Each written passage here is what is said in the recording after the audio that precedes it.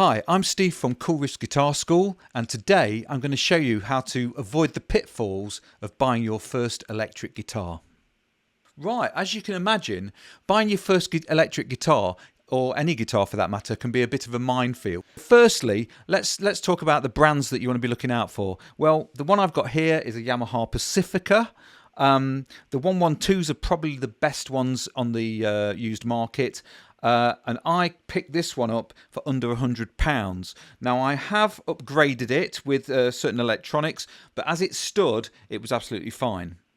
Other popular brands that you can look out for are Squier by Fender, and also Gibson do an Epiphone brand as well. These top three are probably the best ones to look out for initially, as there's quite a lot on the used market, and you can check it out on the Marketplace on Facebook, possibly eBay. But the thing is, you want to go to somebody's house and check it out, and that's what this video is all about today. Okay, so you arrive at the seller's house and you're presented with the guitar and everything looks okay.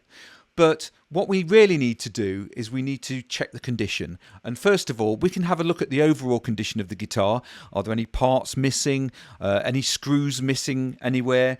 And also the body. This is the body side. Are there any dings in there? If there is any marks or any dings, that's not necessarily a bad thing because you can obviously lower the price. Have a look at the action, and that is the string height.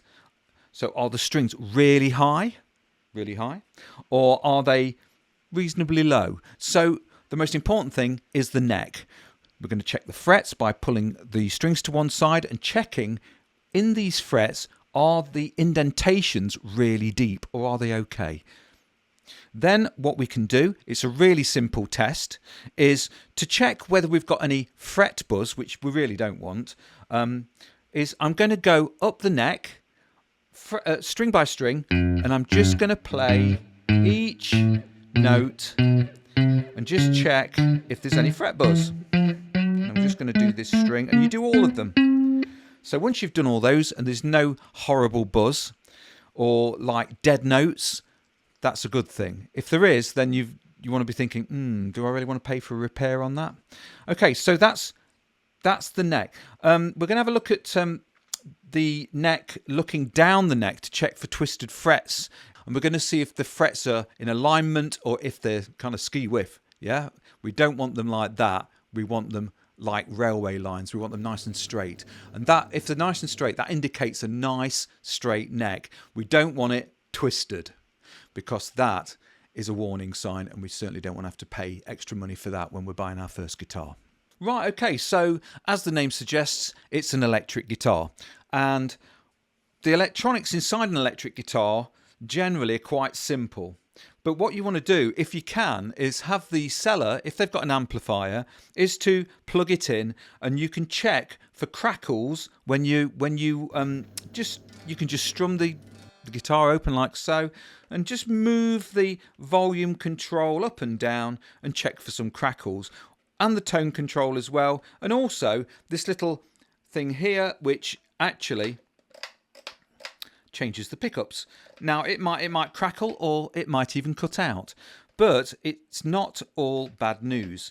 What you can do is, if you do purchase the guitar, I mean, the thing is, parts for guitars are quite cheap as far as, volume controls and whatever, that it's not major money. So what you can do is you can get into the back of a guitar, or you can take this scratch plate off. I know it sounds complicated, but it's really not.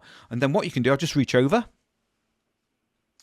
is you can use some contact cleaner. Now, contact cleaner, what it does, as the name suggests, is it cleans the electrical contacts of dust, and that's what's going to stop all of those crackles and pops and whatever when you've got nice clean contacts.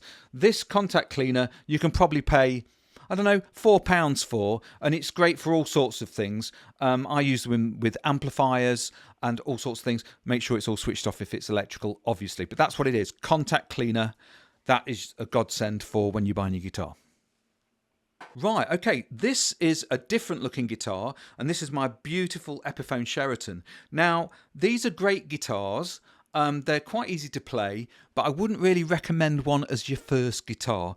And also, if these have crackly pots, crackly volume controls, it's a bit of a nightmare sorting them out. What it is there's no control cavity on the back of these guitars to get into the pots. When they make them, they actually glue the top on. The only way to get into it is through this, what they call the F-hole, and that is a bit of a nightmare. So I wouldn't recommend one of these to start off with.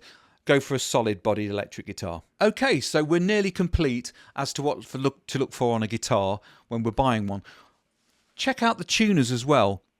Ask the seller, can they tune the guitar, and see if it all stays in tune while they're playing it. You can buy new tuners. They're not an arm and a leg, so to speak. But that is what you need to do when buying a new electric guitar. General condition, check the frets, and just check for wear. Just check for wear and check just things that work. Just go round.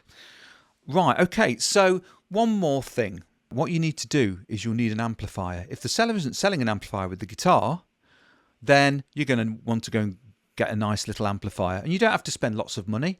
And what you can do is you can pop onto my channel and check out my Blackstar Fly 3 review. They're ever so inexpensive and they sound absolutely wonderful. Anyway, if you could like and subscribe for my channel. I've been Steve Ball from Cool Riffs Guitar School, and I hope to see you soon. Thank you very much.